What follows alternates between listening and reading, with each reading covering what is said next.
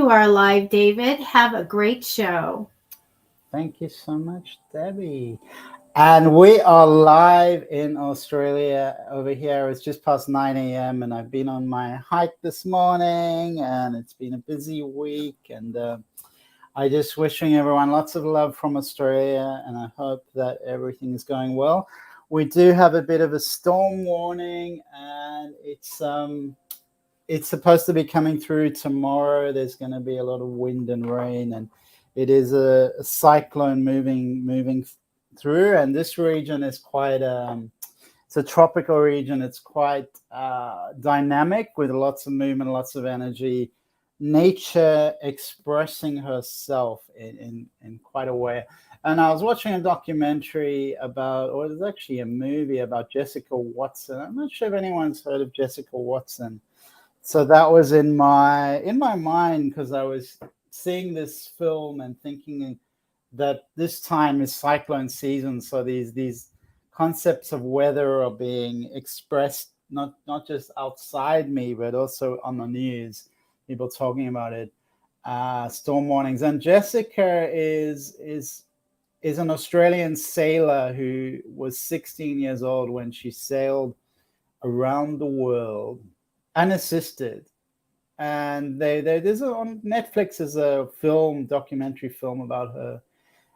She's a very inspiring individual, someone who had a dream from an early age and just went out there and did it all, put it all on the line, and confronted a lot of fear and just said, no, I'm gonna launch. I'm just gonna go for it.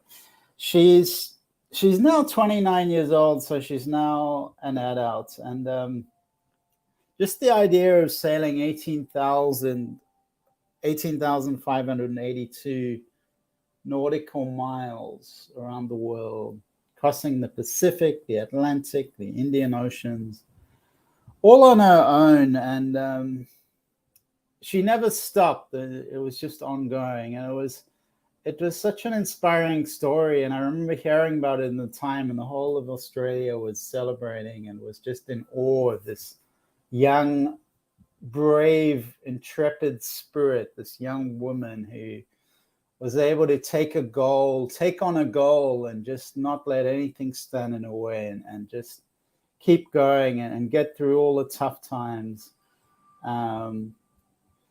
It's just an extraordinary story of overcoming odds, overcoming the ocean, of doing it all on your own.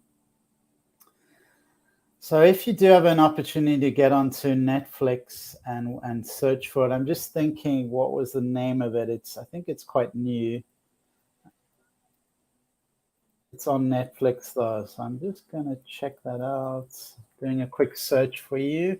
True Spirit. So True Spirit is based on her book, and if you search for True Spirit on Netflix, you'll find it. So that was going through my mind as the storm warning was coming up, and I was thinking about the readings, and I was thinking about the power of nature. And then on my hike this morning, I was meeting a friend, and he hadn't arrived yet. He was late, and I just had this time on my own on the beach with the sun shining over the water, just on my own with the ocean, the sun, and this exhilaration. There's this feeling of, wow, this is life, this being in awe of the creative power of nature, the power and majesty of nature, and how I think with technology we can easily become disconnected from that power. And if you live in the center of a city, the middle of a city, it can be just this energy of human technology and buildings, and can be a little bit, can keep people a little bit closed in, a little bit boxed in. So having that opportunity to have the oracle of nature, the glory of nature, it was very inspiring. So I'm looking in the comments, and welcome to anyone new. And please put your comments in the comments section, and let's see what comes out today. And I'm just getting the cards out. I do want to talk about how we can inspire ourselves, how we can motivate ourselves. And I was talking to someone yesterday, and she said, well, how do you stay motivated, and how do you deal with motivation? Because it's something really crucial to our quality of life, and yet it's not always talked about, particularly people who lack motivation. Maybe they don't admit it to others, or they don't want to admit it to others. They get a lot of judgment. And sometimes I was sharing with her, well, I wake up sometimes and I just feel like, staying in bed, chilling out. And so discipline is really helpful. When you do things, it motivates you to do more things. It's an energy that expands.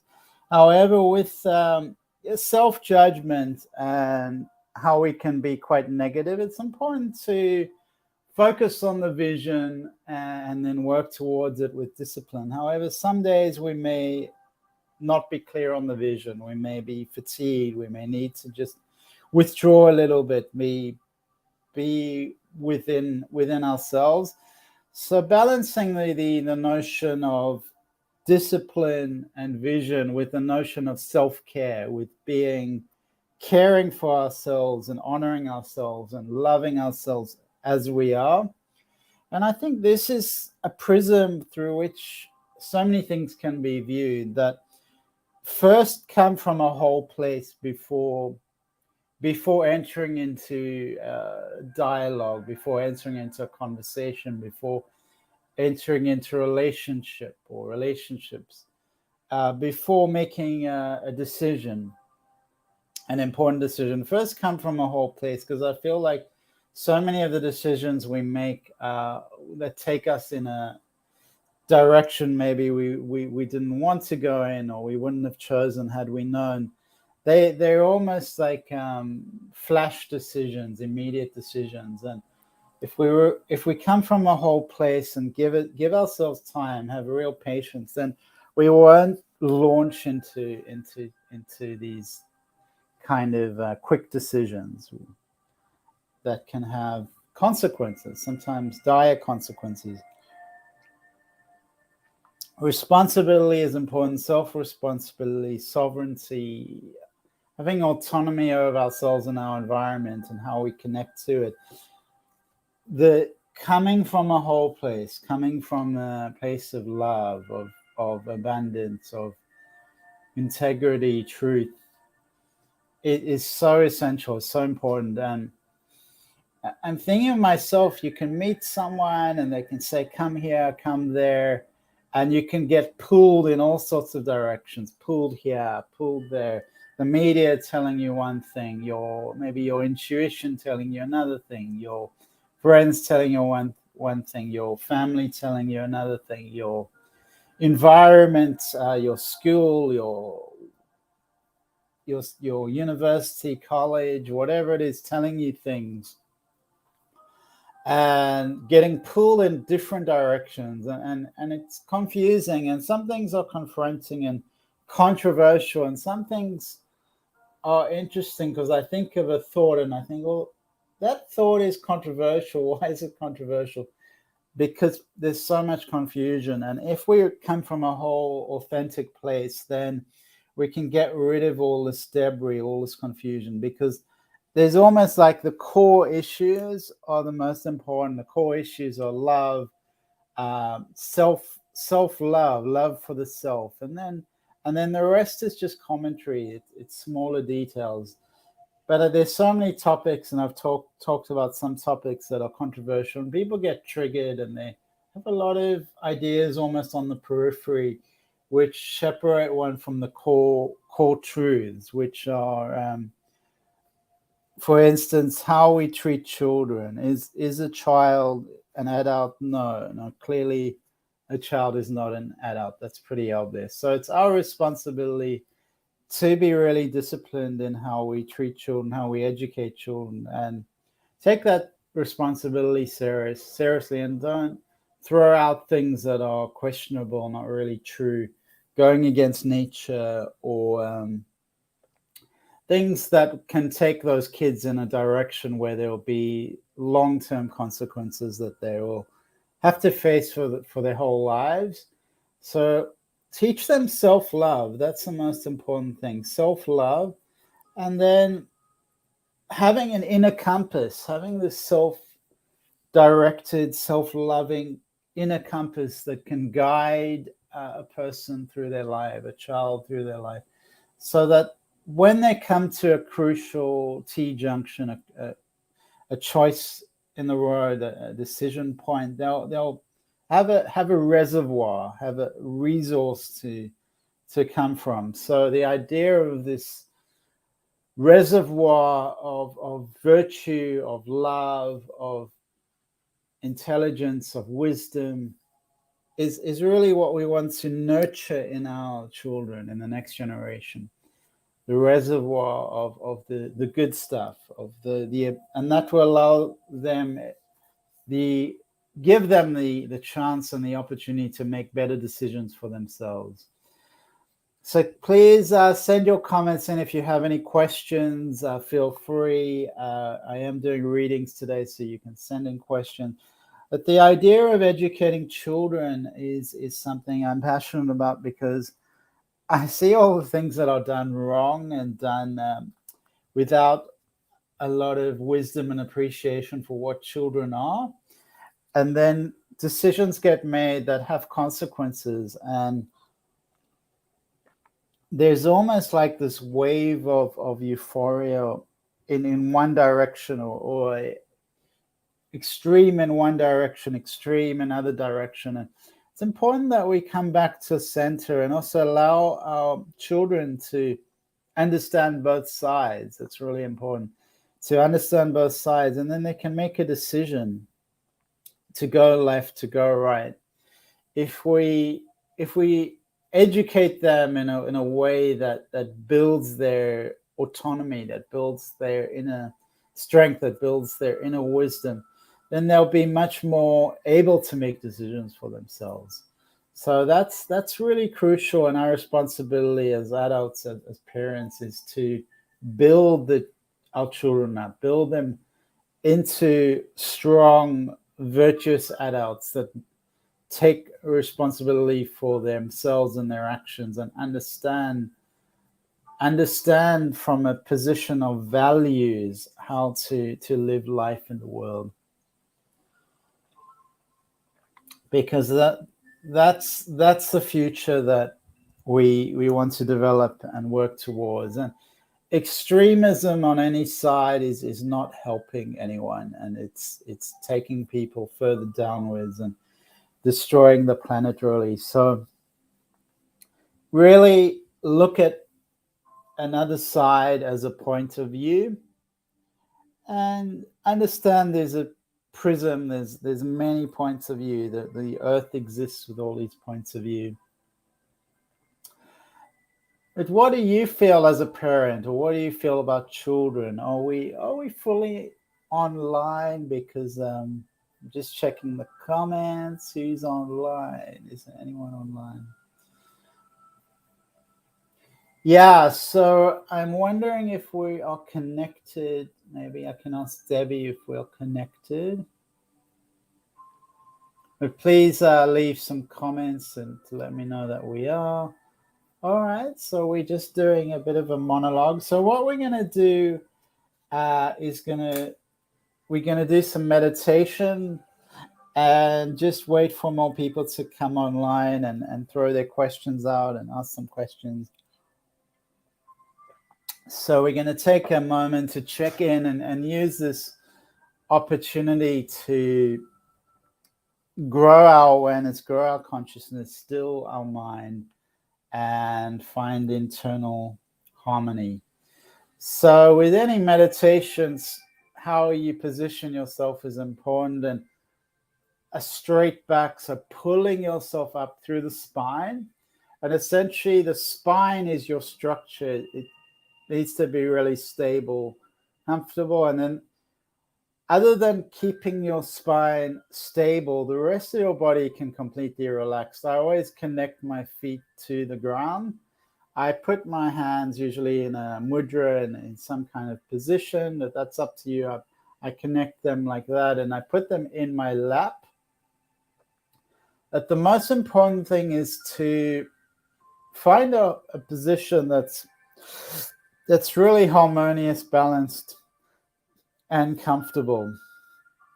And often it's important to release nervous tension from the body before you meditate. So if I just sit down without doing some kind of having a shower, doing a hike, or doing some kind of process where I've released some energy, I've cleared some energy, then I'm going to be more likely to be a bit more agitated, have more thoughts, have more restlessness. So when there's a little bit of movement and you've released some tension in the body, then like the after a storm, the ocean can be so calm. There's this release of nervous energy. There's a release of energy, and then there's this profound stillness. So I always feel my most powerful meditation is if I've had a little bit of a walk or hike, done a bit of yoga or something. A process or practice like yoga is really designed to deepen one's mind, the stillness of the mind, to release tension from the body to the point that you just let go. And I'm sure some of you have practiced yoga, you'll know this from your personal practice, that those movements and positions are designed to release energy from the mind. And when you practice, you reach a point of stillness where the mind is completely calm. And without that practice, it's more challenging to get there. So I always say, well, maybe it's more important to have a hike, and then after your hike, have a shower, and then do 5 minutes, 10 minutes of meditation, then doing no exercise and just meditating, which is what some people do.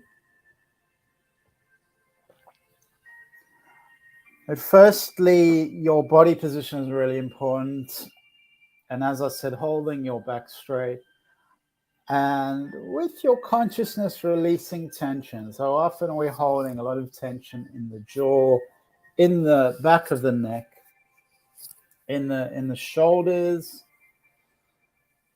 And so we can use our awareness and intentions to simply release some of that tension, just with our consciousness saying, relax your forehead, relax your jaw. Anywhere where you're holding tension, often people hold it in the abdomen, in the digestive system, in the internal organs, even in your hips. People hold a lot of tension in the hips. Wherever you're holding tension, let that go, release that. And then we can enter a space of stillness without any effort. It shall be effortless. And Kimmy, we have some comment. Thank you, Kimmy Berg. Paulak, I'm not sure how you pronounce that. Good evening. We're just entering into this portal of meditation, the space of meditation. So thank you so much, Kimmy, for your comment. And with that short introduction, let's enter this space. Closing your eyes and just entering into spaciousness, welcoming in the present moment with your breath. How does it feel to breathe with consciousness, with freedom, with effortless ease, to be aware of every nuance and feeling of the breath?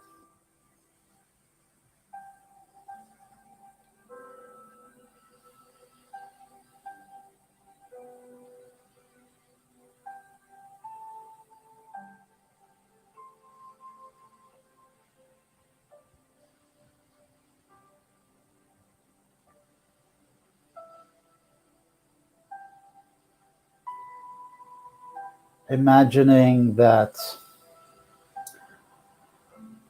we are a beautiful, majestic tree. That tree has its roots connected deep into the ground, connected into the earth. And as we breathe out, releasing any tension or stress from your body into the roots of this tree, being met by the energy of the earth, the abundant energy of the earth, spiraling up through the roots of the tree into your body, into your energy field, into your awareness, filling yourself up with this Gaia energy, this loving, supportive, life-affirming energy that grounds you into the earth.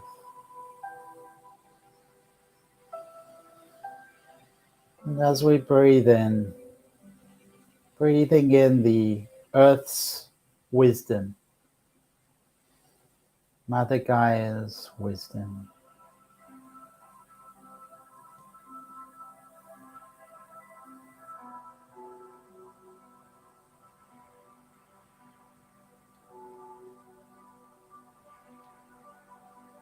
As we breathe out, allowing all thoughts of fear, agitation, anxiety, depression, lack of anything, lack of motivation, any thoughts of lack,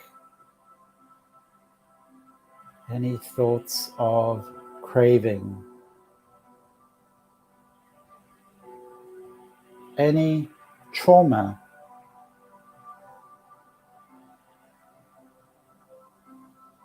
any thoughts of powerlessness or having our power taken away from us. Allowing the earth to take that energy in, breathing that downwards into the earth so that she can absorb those energies, she can transmute those energies. She can use those energies as compost, as fertile ground for her to plant seeds and grow new trees.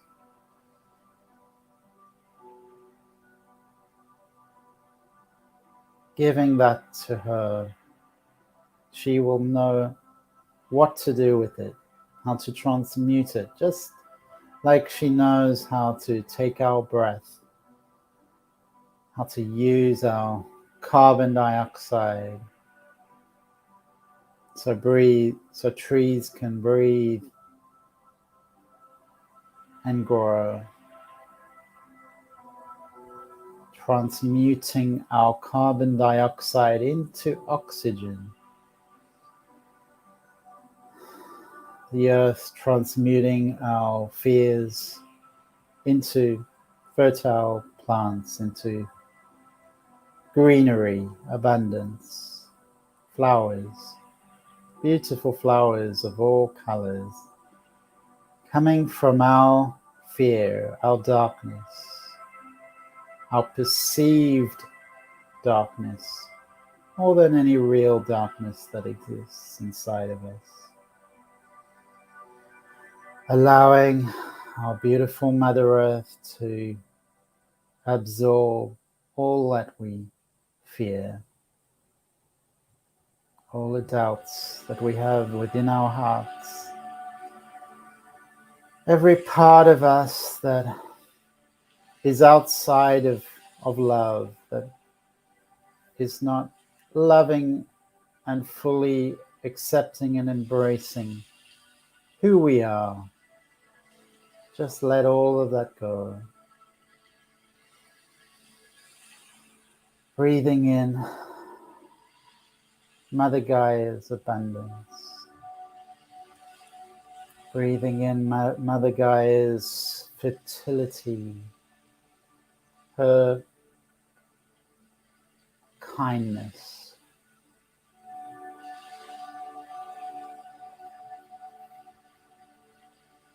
her beauty.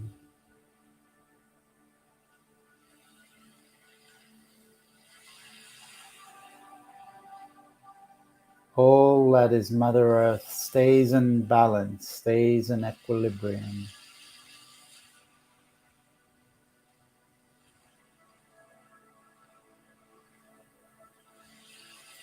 Mother Earth invites us to do the same, breathing in, harmonizing, energizing, breathing out, letting go.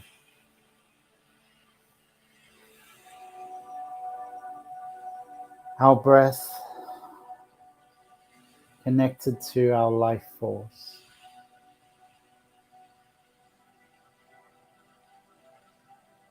Abundant, strong, loving, unconditional, accepting, and following the rhythm of nature.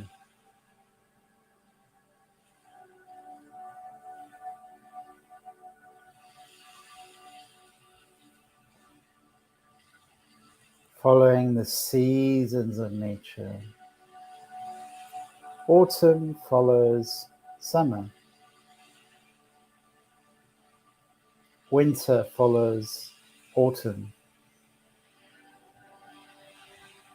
Spring follows winter. And summer follows spring. And so the cycle continues.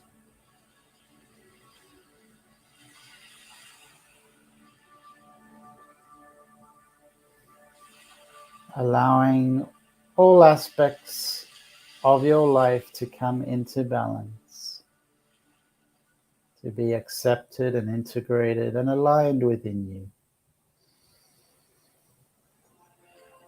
And as you do so, imagining the sun is shining forth,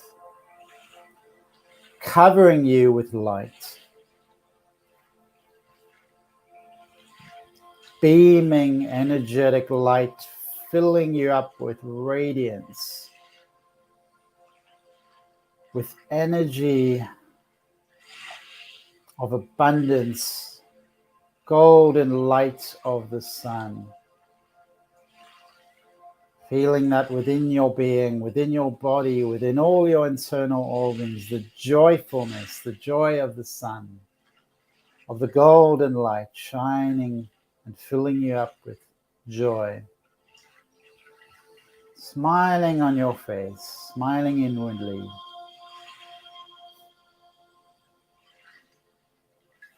Feel an inner smile filling up your being as the sun caresses and expands every part of your energy field. And as you fill yourself with this joyful light, this golden light, you can start to expand your body outward. Feel your feet moving, connecting to the ground as the sun's beam fills your energy field with its loving light, its abundant joy. And as we do so, we can start to feel the air upon our skin, the light touching us through our eyes, our eyelids. Start to become aware of the space around you, your body within that space. And when you're ready, you may gently open your eyes. Thank you so much. Welcome back, everyone. So feel free to comment. We are going to do some readings. If anyone wants a reading, feel free to come on and let your friends know if they want readings. And I did want to know, Kimmy, how is your meditation? And anyone else, please feel free to share.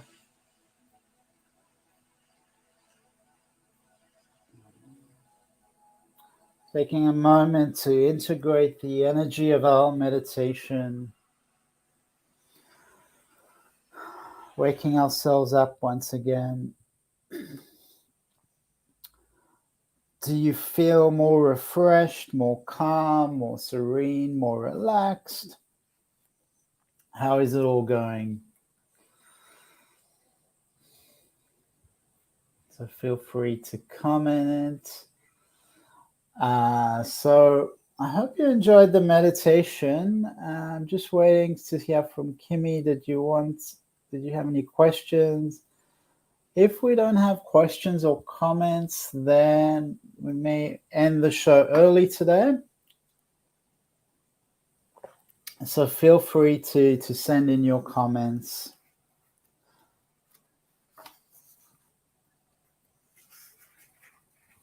Just restoring peace within yourself. And really hope you enjoyed that nature meditation and felt that the love of nature, the love of Mother Earth, the energy of this, the energy of the sun, the energy of the earth, the energy of the tree, and allowed the mindfulness of this moment, the mindfulness of being there for yourself to expand. Because essentially I always think to love is to be there. To love another person is to be there for them. And there's a non-judgment and unconditional aspect of this presence. And that lesson comes from nature, because if you're having a good day or a bad day, the ocean is moving, the sun is rising up on the ocean, the sun is still setting, everything's still moving, nature still moves. Whatever's happening in your life, any dramas, however you're feeling, the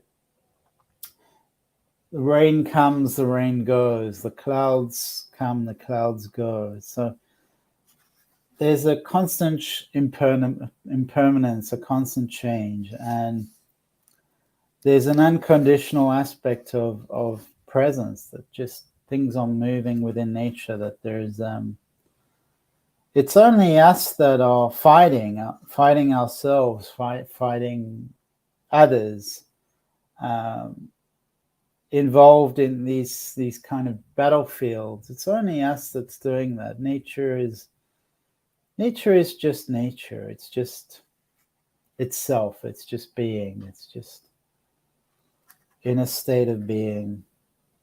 And that state has so much wisdom, understanding, intelligence, compassion. So essentially, it's being touched by nature is there is a sense of awe. There is a sense of breathing in. I'm aware that I'm alive. Of awe, of I'm part of this. I'm part of this creation. I'm part of this divine symphony, this expansive energy. So feel free to comment in the comments section, and if anyone's there, and let me know what you think about what I'm talking about, what I've said Does it resonate with you? Does it mean something? Can you apply it to your life in a way, in any way?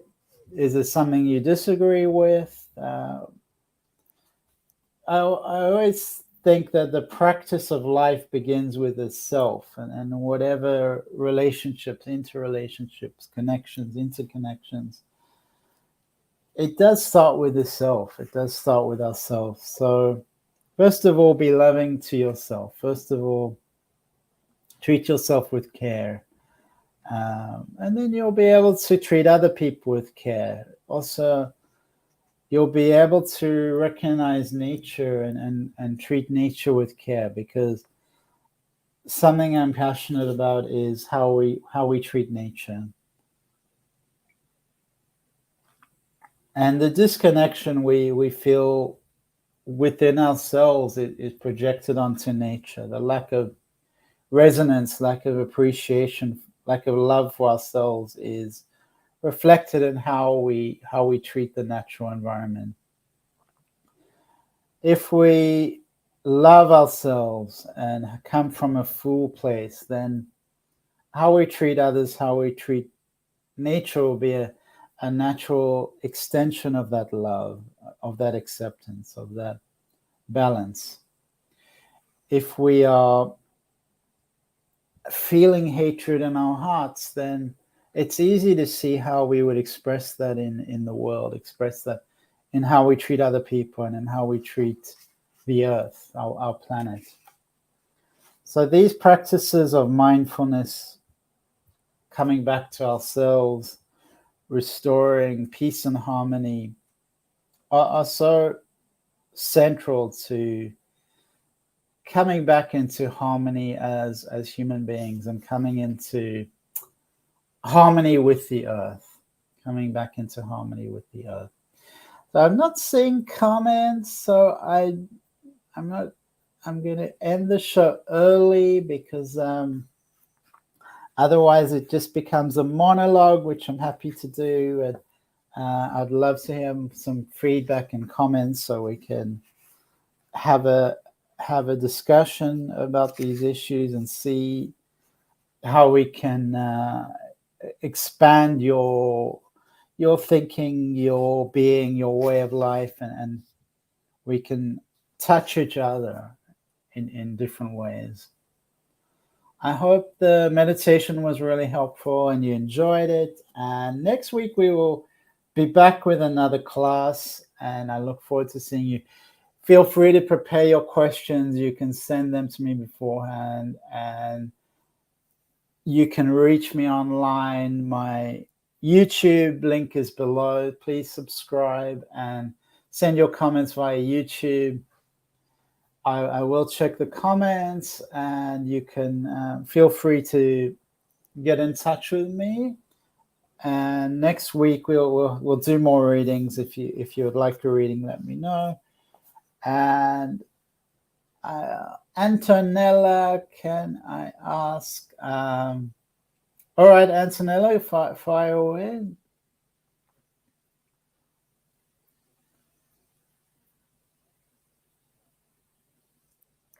So we're just waiting for Antonella to come through.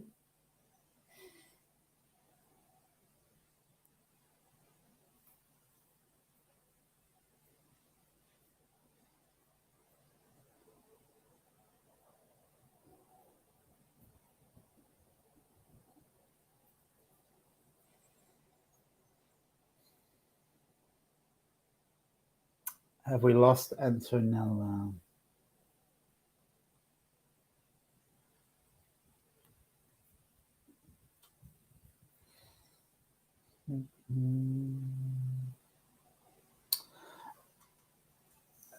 I have some oracle decks, Antonella. I do have a tarot reading. I mean, I do have a tarot deck. I do more oracle readings, more spiritual guidance, actually, more connected to the oracle cards. So more geared towards healing, harmony, internal changes. So that's more my focus on shifting a person's internal worldview, a person's internal space, allowing them to come into balance, into harmony with their life. So there are certain there are intuitive aspects of that essentially it's more to do with the wisdom of the oracle cards.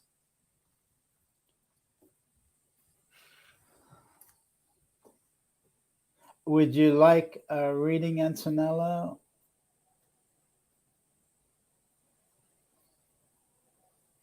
I'm just waiting for Antonella. Tell me, what is the energy of Daniel Sa towards me? Daniel Sa.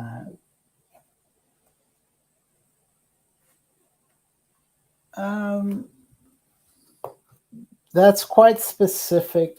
I would probably need to get into your energy first, Antonella. It's a bit hard to do that without a picture of you. So I do encourage everyone, if they do want a reading, I need to see a picture, because I don't have your name even. Antonella is, I don't even know if that's your real name. So people come on with all sorts of names, and then if I can see a picture of them, I can get more of a measure for them. If I can see their full name, then it helps me tune into the energy. And it also has to be, it's also important to note that having a respect for other people. So the context of your question, I don't really know what it is, if it's coming from a good place, what your intention is with that. So it would help to know more context. So I'm going to leave that question because it seems to be a little bit loaded. I would prefer to answer a question about you, Antonella, than about other people.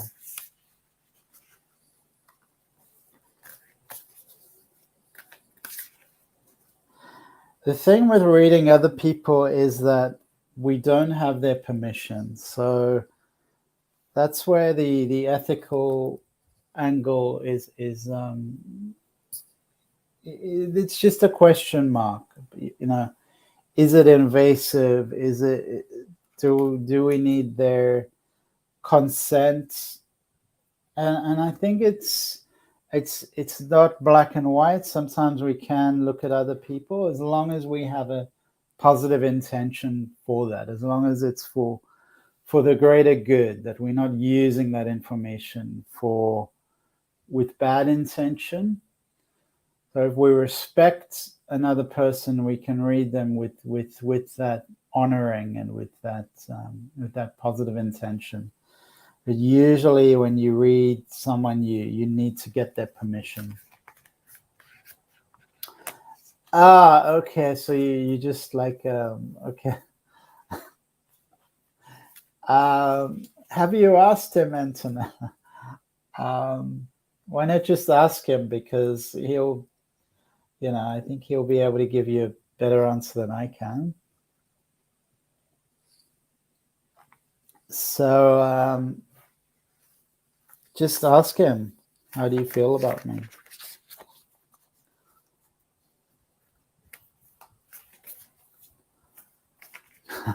But that's good to know the context.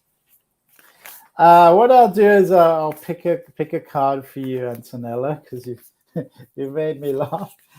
I'll pick a card for you and just see if there's any wisdom that's coming through for you.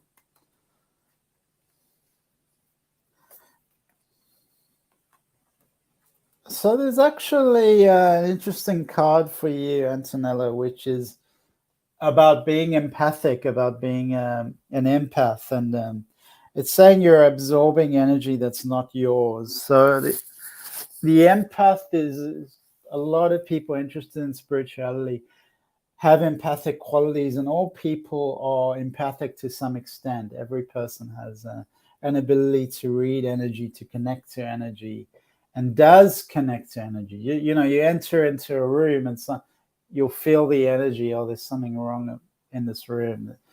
So you are empathic to energy. We all are. We sense energy. Something's not right here. There's something unsaid.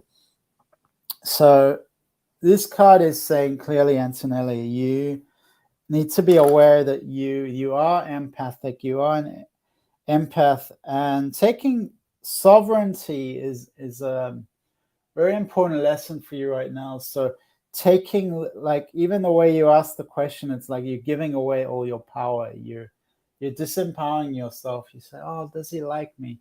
You can ask him, do you like me? You can ask him, how do you feel about me?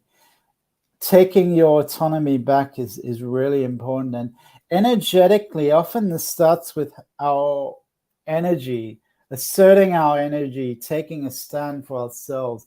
The meditation practice we did before, honoring what is ours and honoring what is other people, knowing who we are helps us to know who other people are.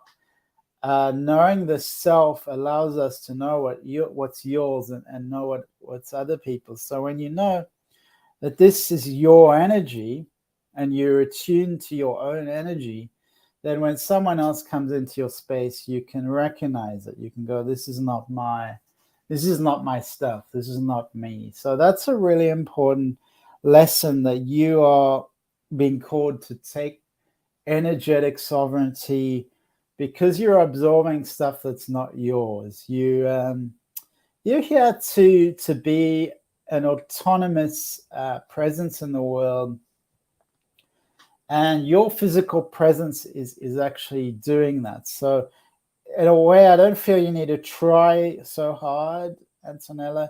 You're very sensitive, and that's what the empathy is. It means you're a sensitive person, and you're going to be struggling with the earth how it is, because it's just, for sensitive people, the earth is in a physical body. The energy is challenging, and especially right now when there's so much confusion. So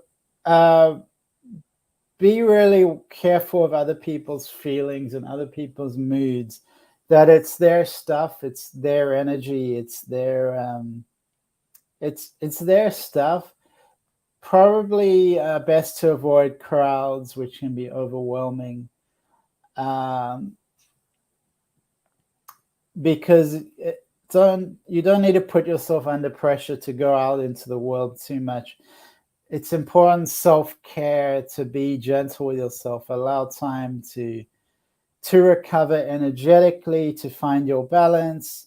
If you're feeling pressured to do something, then take a step back. You could treat yourself like a precious baby. That's quite nice. Antonella, to switch off the world sometimes and come back to yourself. Work on you're being called to live your life authentically, from a place that says, this is who I am, this is who I'm not, this is what I want, this is what I don't want. If there's someone you think, oh, does he like me or not, you can be really clear, really straight. So you're not a victim. You can be really, really clear. So you can ask him directly, how do you feel?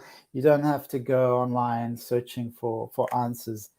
Be really clear, and first be clear of how you feel. And if you feel whatever it is, you can also express that to another person. So we don't need all this mystery, all this confusion. We can be really, really clear with our feelings. It doesn't help to ask someone, because feelings change, feelings develop, feelings are not set in stone. So don't feel a victim of your experience or disempowered. It's really important to empower yourself, Antonella, and to express yourself. And if you feeling a certain way, you can say, I am feeling this. And that's really important for you, Antonella, not to do what other people feel and depend everything. No, when you speak your truth, people are not scared, and they can choose to do with that information whatever they like. Don't buy into these notions of what people are like. They're not true. Everyone's different, and everyone's a unique expression of the divine. So don't think, oh, this label is this label is that. It's not true. We are human, so that's something we all have in common. And if you know yourself, you know the essence of what it is to be human. And when there's a romantic engagement, feelings expand. You don't just, you spend time with another person. It's like you plant a seed, and then that seed needs to be nurtured. It needs to grow into something else, a relationship or whatever it is, or otherwise it won't grow. So it requires effort, it requires energy, it requires time. But be really clear how you feel. It's not all about what someone else feels. Like, what does he feel? What do you feel, Antonella? What do you feel about him? Are you ready to evolve this into something more, to develop it into something more, or you want to leave it there? How do you feel? And then communicate that with him in a clear way, or just say, well, can we talk about what happened? Can we talk about it? Or please don't hold back. Like there's so much holding back, and we can be really clear. If you like someone, you can say, I would love to spend more time with you, and see where it goes. I would like to know how you feel about me even. But remember that relationships are organic. They're changing, they're alive, and they're not a thought. They're not a little idea. They're not the idea of the relationship. They're their relationship, and that's a bond. It's so expand on how you're viewing relationships. Remember that the start is yourself, and whatever this person's ego that you're talking about, it doesn't really matter, because someone has a big ego doesn't mean you can't have a relationship with them. You can have a very powerful relationship with them. People do tend to have an ego. That's human beings. That's just, most people do. But essentially, remember that you are powerful. You are autonomous. You choose. So stop thinking outside of yourself, and think within yourself.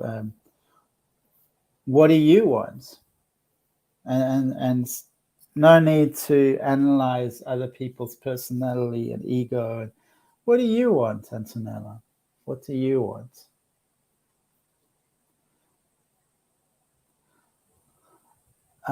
So thank you, Antonella, and we'll be back next week. Thank you, everyone who did join, and for those watching the recording. I hope you got something from the meditation, and I offer simple techniques for inner transformation, for inner healing, for finding the conditions of love within you, for connecting ourselves to the essence of nature, the truth of nature, which is impermanence, which is change, which is unconditional, and finding that within ourselves, the unconditional nature of ourselves, loving ourselves as a representative of humanity and nature. We are part of nature. So remember that, and lovely to see everyone, and thank you so much for tuning in. I'll see you all next week. Thank you again.